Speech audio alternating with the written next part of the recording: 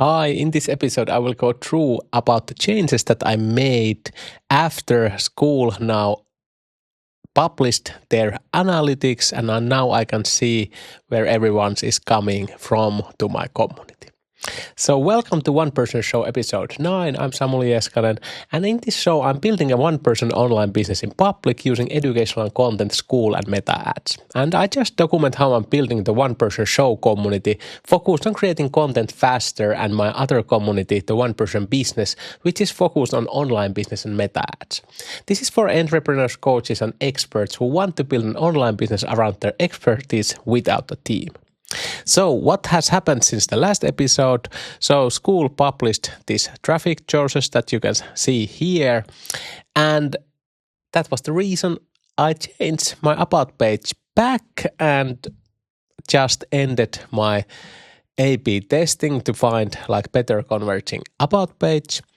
And the reason was that because we now have these analytics, I can now better see on which platforms my visitors are coming. Currently, it doesn't like separate like Instagram and Facebook ads, but they said that that update is coming, so I don't really see my organic traffic. YouTube, I have 2 people, and I also got 2 people on Google, and I get like 2 conversions. 2 signups from my community from Google, so that is pretty awesome. So I don't know where they found me, but I actually found like when I search in specific phrases like how to make educational content faster, one of my YouTube shorts was actually inside the like the AI preview inside the Google. So that was pretty awesome, and I tried it on Chrome incognito mode. So I think it's pretty cool that my content is starting to spread and even it can appear these AI searches. But what was the big thing why I ended my about page A/B testing experiment was this, that even though because I had this conversion rate before, and as you can see, there was like, when I started those changes, there was like conversion rate 4, 2.1, 4, and then it went like down a little bit, and then I started those about page changes, and as you can see, even in the past 2 days, it was still pretty low conversion rate. But now there was this new tab where I also see how much my MRR growth was on specific days. And even there was like low conversion in these days, as you can see here in these same dates. There was actually a lot of MRR added to my MRR. so then I realized that my visitors were growing pretty steadily just before when I started to make those changes to the A/B to the about page, and I realized that even though I had like a low conversion, I think like Facebook ads started to like optimize better to find like those people that were taking the yearly or upgrading the premium tier.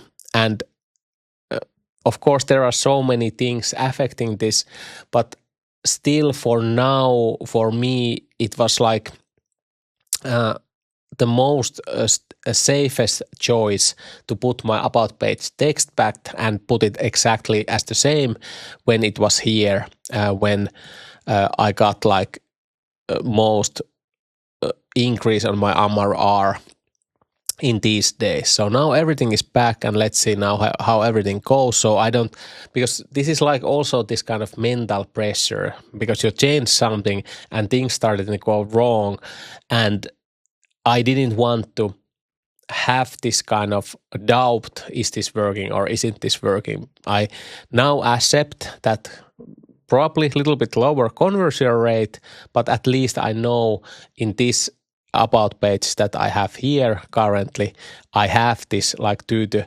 3% conversion rate, and now I just focus just making more and more organic content and optimizing my ads instead of now trying to fix this conversion rate, because I can come back to this later when, for example, when I have like 1,000 members and things like that, because there is so much things I want to do, like content-wise, like adding those carousels for my Instagram. I want to start adding a lot more YouTube content and things like that. So I first make those, let this run on this about page, and then maybe try to again start to increase this conversion rate.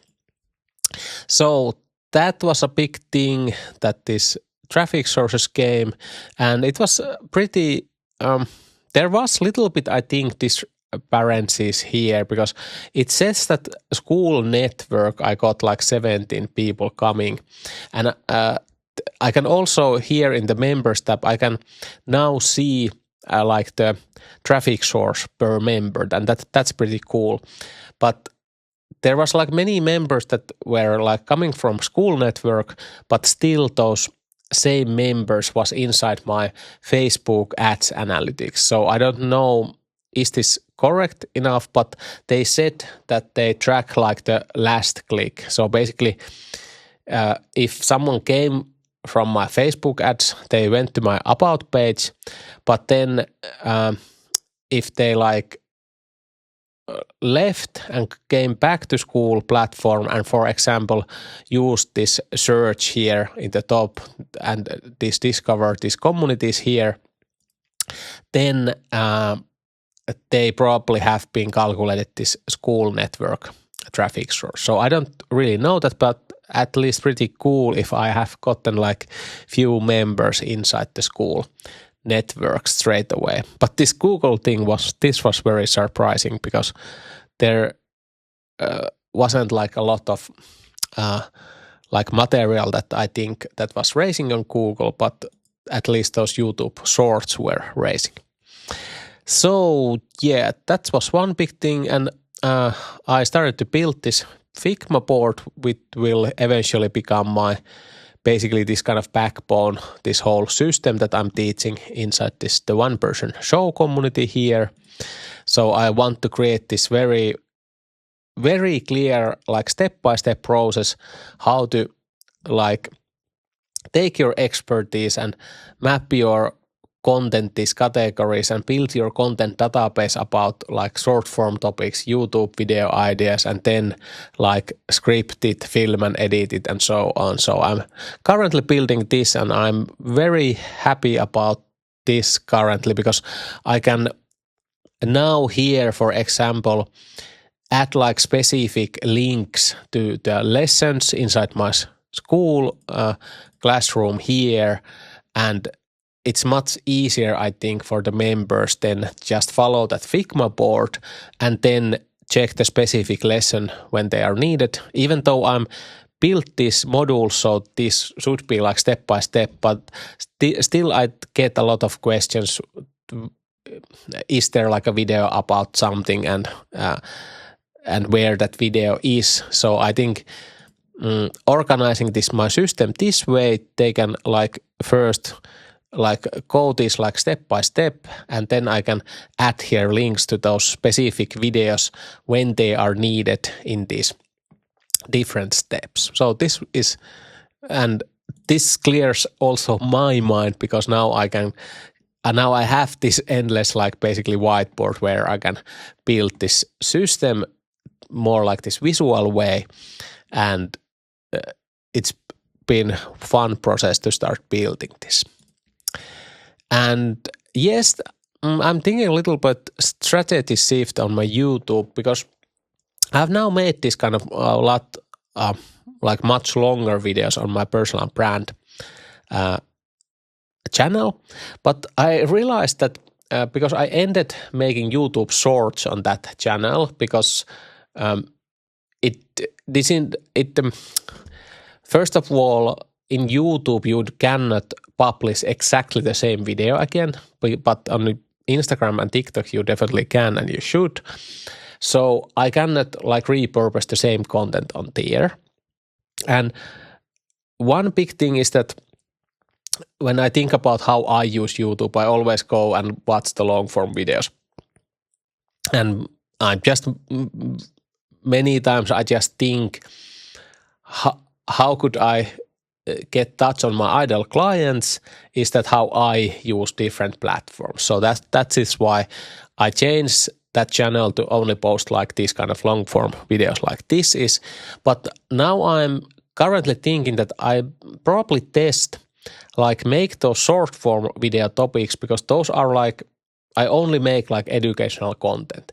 So those are like very step-by-step process topics, but I think I try to make the best ones like this kind of horizontal format, even though they are like few minutes long. But I think I should try that, because I just noticed that many of my YouTube shorts started to raise like also the YouTube search results. So I think I will start to think about like different segment of my content, target just for the YouTube search traffic, because I just watched few of those titles where basically so a very specific title. So for example, what are my DaVinci Resolve export settings that I use when I edit my iPhone videos, for example. So very basic, very long, like this kind of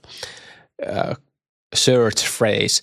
So I think I start to make those kind of videos also on my YouTube channel. So basically there would be like this kind of longer lessons where I drive traffic from Instagram, for example, and then a lot of these kind of shorter lessons that I hope to start to rise like YouTube search results. So this kind of little bit strategy shift I'm thinking about.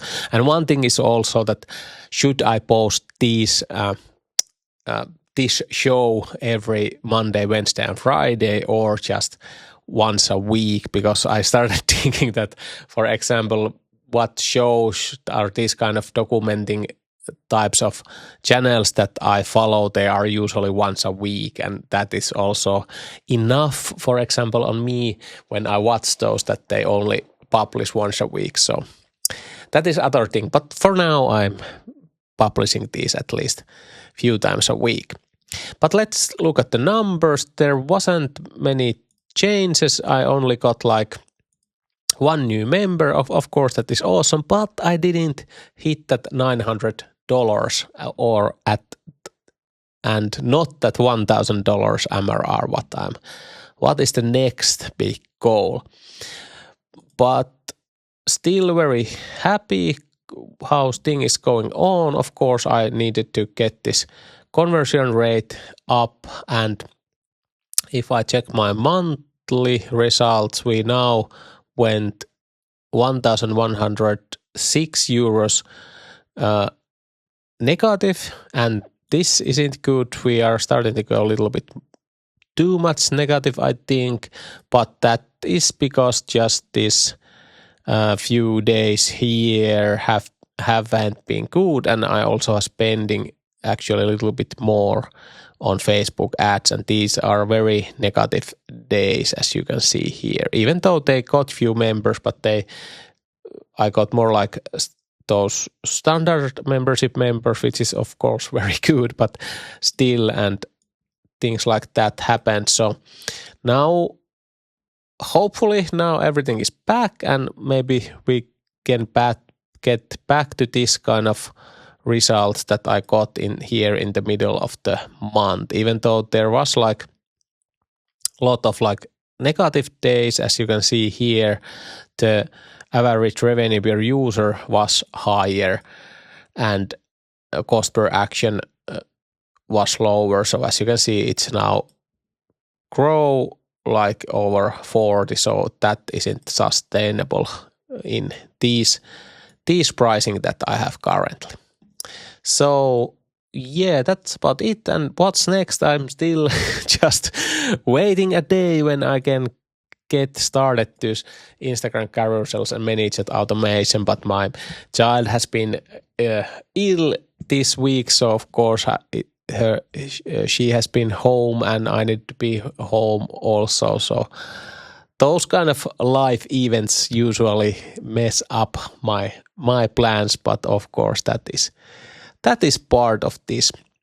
But yeah, that's about it, and I put the next episode link here, and hope you like this, and hopefully see you in the next episode. Bye bye.